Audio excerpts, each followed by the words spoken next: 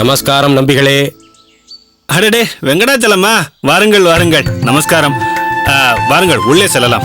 இல்லை, பரவாயில்லை, இங்கேயே அமர்ந்து கொள்கிறேன். காற்றோட்டமாகவும் இருக்கிறது. உங்கள் விருப்பம், அமருங்கள்.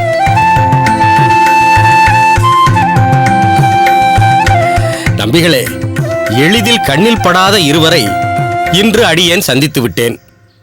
அதில் ஒருவர் உபகாரி, மற்றொருவர் கடனாளி. என்ன வெங்கடாச்சலம், புதிர் போட்டு பேச ஆரம்பித்து விட்டீர்கள்? புதிரெல்லாம் ஒன்றுமில்லை நம்பிகளே. உபகாரி நீர், கடனாளி ஏழுமலை. என்ன, ஏழுமலையா? ஓ, திருப்பதி ஏழுமலையானை சொல்கிறீர்களா? என்ன, பக்கத்தில் ஏதாவது ஸ்ரீனிவாச பெருமாள் சன்னதிக்கு சென்று விட்டு வந்தீர்களா?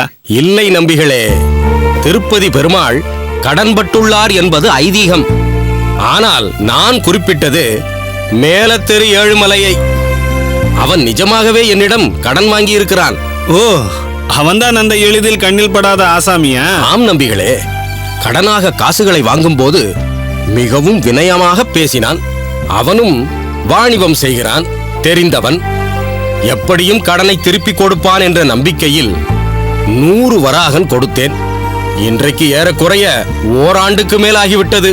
சரி, கண்ணில் படாத ஆசாமிதான் என்று கண்ணில் மாட்டிக்கொண்டாரே, அப்புறம் என்ன, தொகையை வசூல் செய்து விட்டீர்கள் அல்லவா? அதை ஏன் கேட்கிறீர்கள்? என்னப்பா ஏழுமலை, எப்போதுதான் வாங்கிய கடனை திரும்ப தரப்போகிறாய் என்றதும் 50 வராகன் தானே, சீக்கிரம் தந்து விடுகிறேன் என்கிறான். அடடா, தாங்கள் கொடுத்தது 100 வராகன் என்றல்லவா சொன்னீர்கள்? அதைத்தான் நன்கு புத்தியில் உரைக்கும்படி சொன்னேன்.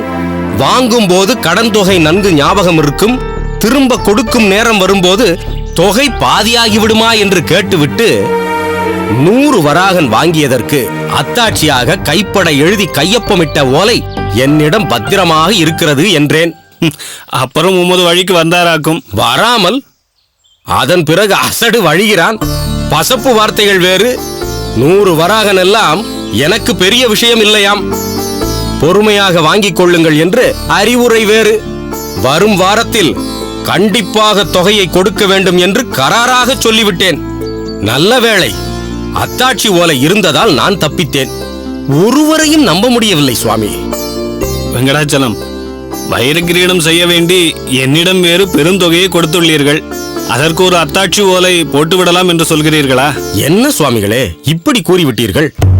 அந்த ஏழுமலை யார், தாங்கள் யார்? நான் அப்போது உபகாரி என்று குறிப்பிட்டது தங்களை அல்லவா? உம்மிடம் போய் ஓலை என்றும் அத்தாட்சி என்றும் மற்றொரு முறை அப்படி கூறாதீர்கள். அடியேன் வெறும் வேடிக்கைக்காகத்தான் கேட்டேன். சரி, போகட்டும். கடனை உடனே வசூலிக்கும் அளவுக்கு ஏதாவது பணம் உடையா? அப்படியெல்லாம் ஒன்றுமில்லை சுவாமிகளே. கிரீடம் செய்வதற்கு மேற்கொண்டு இன்னும் காசுகள் தேவைப்படுமோ என்று அந்த கடனை வசூல் செய்து உம்மிடம் கொடுக்கலாம் என்று பார்த்தேன். நீர் தொகையை வசூல் செய்வதை இஷ்டம் போல் வசூல் செய்து கொள்ளும். ஆனால் தற்போதைக்கு மேற்கொண்டு காசுகள் ஏதும் அடியேனிடம் கொடுக்க வேண்டாம். ஏற்கனவே தாங்கள் கொடுத்த தொகை என்னிடம்தான் உள்ளது. அதை முதலில் கொடுத்து வேலையை தொடங்க சொல்ல வேண்டும். அப்போதுதான் தெரியும் இக்காசுகளே போதுமா அல்லது மேற்கொண்டு தேவைப்படுமா என்று. அப்படி சொல்கிறீர்களா? சரி, நீங்கள் சொல்வதும் சரிதான். என்னவோ பெருமாள் காரியம் சீக்கிரம் நடந்தால் திருப்தி. வைர கிரீடம் அணிந்ததும் பெருமாளின் அழகு கூடிவிடும். வெங்கடாச்சலம், இதுவரை நன்றாக பேசிக்கொண்டு வந்தீர்கள். திடீரென்று பொருந்தாமல் பேசுகிறீர்களே. மன்னிக்க வேண்டும், நான் ஏதும் தவறாக பேசியதாக தெரியவில்லையே. தவறு இருக்கிறது. வைரகிரீடம் சூட்டினால்தான் பெருமாள் அழகாவாரா? கோடி சூரிய பிரகாசத்தை உடையவர் பெருமாள். நம் கோவிலில் உறையும் பெருமாளின் பெயரே சௌமிய நாராயணன் என்றால் பேரழகு படைத்தவன் என்றுதானே பொருள். ஏதோ அறியாமல் தாங்கள் பேசியிருந்தால் தவறில்லை. ஆனால் பேசும்போது கவனமாக பேசுங்கள். பெருமாள் கிரீடத்தை சூட்டிக்கொண்டால் அந்த கிரீடத்திற்குத்தான் அழகு கூடிற்று. நம் பக்திக்கும் அழகு கூடிற்று என்றுதான் சொல்ல வேண்டும். ஆஹா, அறிந்து கொண்டேன் நம்பிகளே. இனி ஒருபோதும் இதுபோல் பிழையாக பேச மாட்டேன். உம்மை போன்ற ஆச்சாரிய புருஷர்கள் மூலம்தான் உண்மை பொருளை பொருத்தமான பொருட்சுவையோடு உணர முடிகிறது. நாம் ஒரு ஆபரணத்தை கொடுத்து அவன் பெற வேண்டும் என்பது இல்லை. இயற்கையாகவே அவர் சர்வாலங்கார பூஷிதன். அவரிடம் அனைத்தும் உள்ளது, ஒன்றை தவிர. அது என்ன நம்பிகளே? சொல்கிறேன். பெரியவர்கள் ஒரு அற்புதமான கதை சொல்வார்கள். ஒரு சமயம் பகவான் திருவீதி புறப்பாடு கண்டருளினான். ஒரு அகத்தில் பட்டு பீதாம்பரங்களை காணிக்கையாக கொடுத்தனர். பகவானும் ஏற்றுக்கொண்டார். அடுத்த அகத்தில் சொர்ணாபரணங்களையும் வேறொரு அகத்தில் பொற்காசுகளையும் காணிக்கையாக்கினர். அதையும் அலங்கரித்து திருவீதி உலா வந்தார். அதற்கு அடுத்த அகத்தில் ஒரு பக்தர் தன் கையில் எதுவும் வைத்திராமல் பெருமாளை பார்த்து சில வார்த்தைகள் கூறினார். அதை கேட்ட பெருமாள் ஓர் வினாடி ஆடிப் போய்விட்டார். அப்படி என்ன சொன்னார் அந்த பக்தர்? பகவானே, அங்கொருவர் உமக்கு பொன்னாடை கொடுத்தார், மற்றொருவர் பொன் ஆபரணங்களை அளித்தார், இன்னொருவரோ பொற்காசுகளை பொழிந்தார். இவையெல்லாம் உம்மிடம் ஏற்கனவே இல்லையா என்ன? உம்மிடம் இல்லாத ஒன்றை உமக்கு தர வேண்டும். அதனால் இல்லாத ஒன்றை உமக்கு தந்துவிட்டேன். எனவே திருப்தியாக அடுத்த அகத்திற்கு செல்லும் என்று சொல்லிவிட்டார். அப்படி என்னப்பா, என்னிடம் இல்லாத ஒன்றை நீ தந்துவிட்டாய் என்று பகவான் கேட்டார். நீர் கண்ணனாக அவதாரம் செய்தபோது உன் பிரிய நண்பரான உத்தவரிடம், உத்தவா, என் உள்ளம் என்னிடம் இல்லை, அதை பிரதிபலன் எதிர்பார்க்காமல் என் மீது பிரேம பக்தி வைத்திருக்கும் விருந்தாவன வாசிகளிடம் கொடுத்து விட்டேன் என்று சொன்னாயல்லவா? அதனால் உன் உள்ளத்தை இழந்துவிட்ட உனக்கு என் உள்ளத்தை உனக்கு தாரை வார்த்து கொடுத்து விட்டேன், அதாவது என் ஆத்மாவையே உனக்கு நிவேதனமாக கொடுத்து விட்டேன் என்று அந்த பக்தர் கூறினார். இதிலிருந்து நீர் உணர்வது என்ன வெங்கடாச்சலம்? நாம் அப்பெருமாளுக்கு அளிப்பது எல்லாம் நம் திருப்திக்காகத்தான். பகவான் எதையும் எதிர்பார்க்கவில்லை. நம் ஆத்மாவை அவரிடம் சமர்ப்பிக்காமல் மற்ற வஸ்துக்களை கொடுப்பதால் என்ன பயன்? ஆஹா, எத்தனை ஆழமான கருத்துக்களை சொன்னீர். ஆனால் நம்பிகளே, உம்மிடம் கொடுத்த பொற்காசுகளை ஆத்மார்த்தமாகவே கொடுத்துள்ளேன். அதில் கடுகளவும் மமதை இல்லை. உம்மை அடியே நன்கு அறிவேன். நீர் எப்போதுமே ஏதாவது ஒரு வகையில் பெருமாளுக்கு சேவை செய்ய வேண்டும் என்று நினைப்பவர். உம்மை போன்ற பக்தர்கள் உண்மையான தத்துவங்களையும் புரிந்து கொள்ள வேண்டும் என்றுதான் இந்த கதையை உமக்கு சொன்னேன். நம்பிகளே, உம்மிடம் உரையாடியதில் பல கருத்துக்களை அறிந்து கொண்டேன். அடியேன் புறப்படுகிறேன். ஒன்று செய்யுங்களேன், அடியேனும் உங்களோடு வருகிறேன். நேரே கோவில் சென்று அதிகாரியை சந்தித்து உங்களது பொற்காசு பொதியை அவரிடம் சேர்த்து விடலாமே. அப்போதுதான் நாளையாவது அந்த பொற்கொல்லன் வேலையை தொடங்குவான். நான் எதற்கு நம்பிகளே? நீங்களே அப்பொற்காசுகளை அதிகாரியிடம் சேர்ப்பித்து விடலாமே. இருக்கட்டும், சேர்ந்தே செல்லலாம். மாரநேர நம்பி, மாரநேர நம்பி.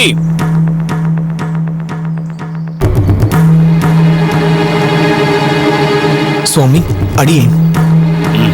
நீ விரைவாக சென்று உன்னிடம் அன்று கொடுத்தேன் அல்லவா அந்த பொற்காசு பொதியை எடுத்துக்கொண்டு வா. உன்னைத்தான் மாரநேர நம்பி. என்ன யோசனை? சீக்கிரம் பொற்காசுகளை கொண்டு வா. நாங்கள் இருவருமே சென்று அதிகாரியிடம் அதை சேர்ப்பித்து விடுகிறோம். தயவு செய்து இவன் செய்த காரியத்தை மாப்பிள்ளையிடம் சொல்ல மாட்டேன் என்று சத்தியம் செய்து கொடுங்கள்.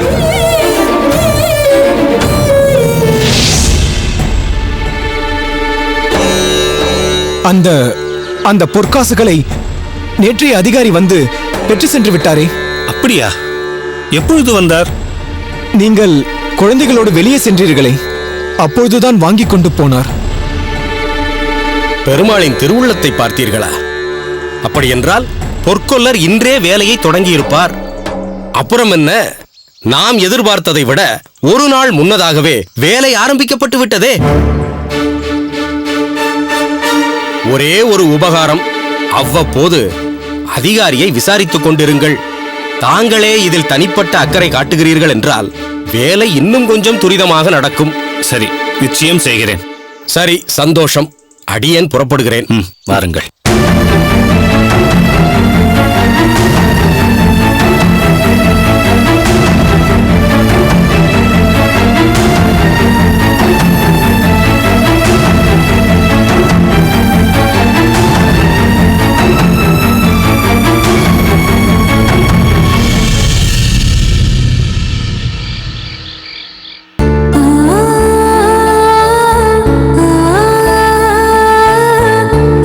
ஆ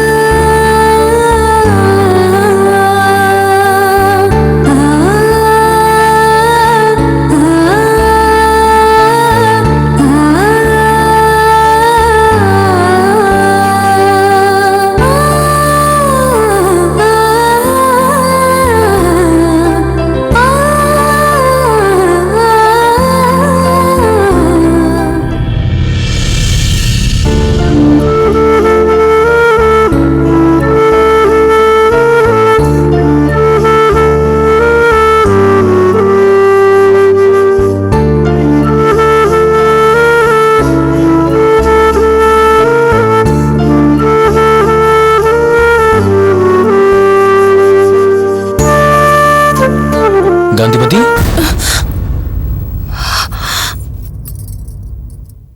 வாருங்கள். என்ன இங்கே உட்கார்ந்திருக்கிறாய்? ஒன்றுமில்லை. வெளியில் உட்கார்ந்திருக்கிறாயே. சரி, விளக்கேற்றி பெருமாளை சேவித்தாயா? என்ன காந்திமதி, என்னவாயிற்று உனக்கு? உடம்புக்கு ஒன்றுமில்லையே. இல்லை சுவாமி.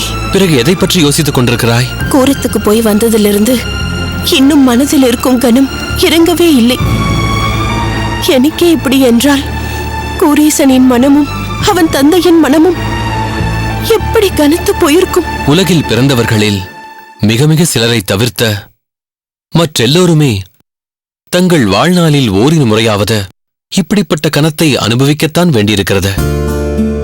என்ன செய்ய முடியும்? காலம்தான் அந்த கனத்தை இறக்கி வைக்க வேண்டும். இளம் வயதில் தாயை பறிகொடுப்பது எத்தனை கொடுமை! கூரேசனும் அவன் தந்தையும் செய்யாத தான தர்மங்களா? அவர்களுக்கு ஏன் இப்படி நடக்கிறது? கர்ம வினைதான். அதைத் தவிர வேறு என்ன இருக்க முடியும்? கூரேசனை எண்ணித்தான் நான் மிகவும் தவித்து போயிருக்கிறேன். இங்கே பாருங்கள், கூரேசனுக்கு வந்த கதி நம் பிள்ளைக்கும் வந்துவிடக்கூடாது. அதுதான் இப்போது எனக்கு பயமே. காந்திமதி, உனக்கு என்ன புத்தி பேதலித்து விட்டதா? ஏன் இப்படியெல்லாம் பேசுகிறாய்? இல்லை சுவாமி, நான் நன்றாக இருக்கும் போதே ராமானுஜனுக்கு திருமணம் செய்து பார்த்து விட வேண்டும். கூரேசனின் தந்தை எப்படி வருந்தினார் பார்த்தீர்கள் அல்லவா? தாய் இருக்கும் போதே கூரேசனுக்கு திருமணம் செய்து வைத்திருக்க கூடாதா என்று அவர் எப்படி ஏங்கினார் பார்த்தீர்கள் அல்லவா? சரி, இப்போது என்ன ஆகிவிட்டது காந்திமதி? ஏன் தேவையில்லாத ஒன்றை மனதில் போட்டு குழப்பிக் கொண்டிருக்கிறாய்? ஒரு தாயின் ஸ்தானத்தை எவ்வளவுதான் முயன்றாலும் ஒரு தந்தையால் நிரப்ப முடியாது. தாயில்லா பிள்ளைகள் என்ற எண்ணம் எங்கள் மனதில் வந்துவிடக் கூடாதே என்று எங்கள் அண்ணா எங்களை எப்படியெல்லாம் பாடுபட்டு வளர்த்திருக்கிறார் தெரியுமா? ஆனாலும் சில நேரங்களில் சில விஷயங்களை பகிர்ந்து கொள்ள தாய் இல்லையே என்று நானும் பெரிய பிராட்டியும் ஏங்கி இருக்கிறோம். தாய் இல்லாத வலி எங்களுக்குத்தான் தெரியும் சுவாமி. அதை உங்களால் உணர முடியாது. சரி காந்திமதி, எனக்கு புரிகிறது.